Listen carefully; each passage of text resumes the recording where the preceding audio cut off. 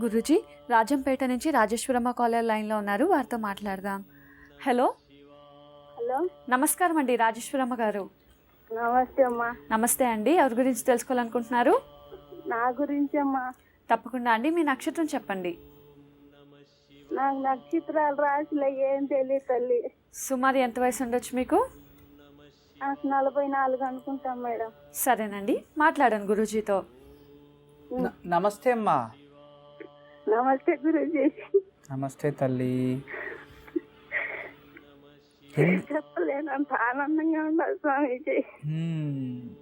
ఎల్లప్పుడూ సదా సంతోషంగా ఆనందంగా ఉండండి తల్లి. ఆనందమే పరబ్రహ్మ స్వరూపము. మీ పాదాలకి నమస్కారం గురూజీ. మా ఆశీస్సులో ఉంటుంది తల్లి. ఇదే స్వామి, నా పెళ్ళి అయినాకి భర్తతో సుఖం లే, బిడ్డలు 4 పుట్టే వాళ్ళతో సుఖం లే, చెప్పిన మాట వినరు. భర్త దగ్గర సుఖం లేదు, బిడ్డల దగ్గర సుఖం లేదు. ఎవరు చెప్పిన మాట వినరు. అతను వ్యతిరేకమే, బిడ్డలు వ్యతిరేకమే. అతనితో ఏం పని లేదు, బిడ్డలు ఎక్కువ వచ్చినారు.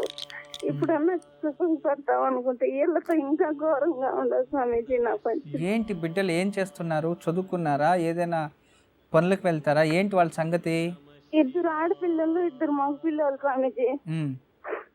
ఒక పాపకు పెళ్లి చేసినాను. 2 మగ పిల్లలు అంటే గవర్నమెంట్ స్కూల్లో చదివిస్తా ఉంటే చదువు వాళ్ళు మేము పోమంటే పనులకు పోమని చెప్పినాం. వాళ్ళు పనులకు పోవడం లే, ఏదన్నా పని చేసుకుని వాళ్ళే తింటారు, ఇంట్లోకి ఇరు. మళ్ళా పైగా చెడు అలవాట్లు, చెడు సావాసాలు. చిన్న పాప చూస్తే పెద్ద పాపకు పెళ్లి చేసిన, ఆడికి పోతా వస్తా వాడే మోసం చేసినాడు స్వామీజీ. అల్లుడా? అల్లుడు. ఏమని మోసం చేశాడు? ఆమెను చెడు చేసినాడు స్వామీజీ. చిన్న పాపని ఇప్పుడు ఆమె పెళ్లి చేసుకోమంటే నాకు వద్దంటది. ఏం పని చేస్తాడు అల్లుడు? పోయేటికి పోయినాడు, 1 నెల అయింది స్వామి. మంచి పని, దూరం అయ్యాడు కదా. ఇంకా ఇప్పుడు ఈమెకు బుద్ధి వస్తుంది లేండి, 2వ కూతురికి మీకు. ఆమె చదువుకున్న పిల్ల స్వామి. ఆమెకు కొంత మార్పు వచ్చేట్టుగా.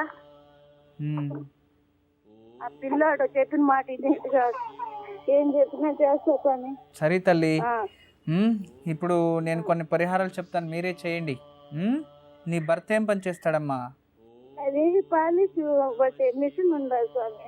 పాలిష్ కొట్టే మిషనా? అదే టైల్స్. టైల్స్ పాలిష్ చేసే మిషన్. ఆ పని చేస్తా ఉన్నారు. ఇప్పుడు గ్యాండేటు ఏంటి కొత్త కొత్త రకాలు వచ్చినాయి. ఈ పని జరగడం లే.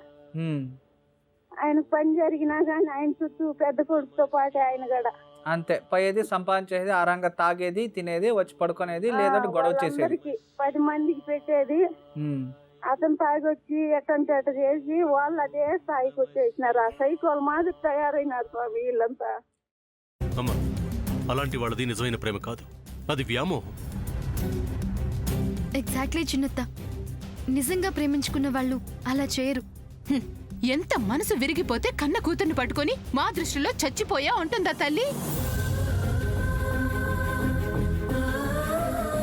అది సరే అమ్మా, తన కూతురుతో తన మాట అనేటప్పుడు ఆమె మాటల్లో వ్యథ, కళ్ళల్లో బాధ గమనించావమ్మా?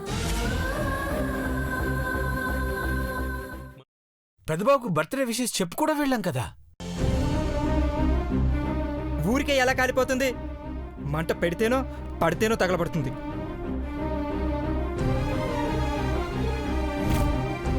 కరెక్ట్ చిన్నబాబు, నీకొచ్చినట్టే నాకు డౌట్ వచ్చింది. పార్వతే షర్టును తగలబెట్టిందనుకుంటా.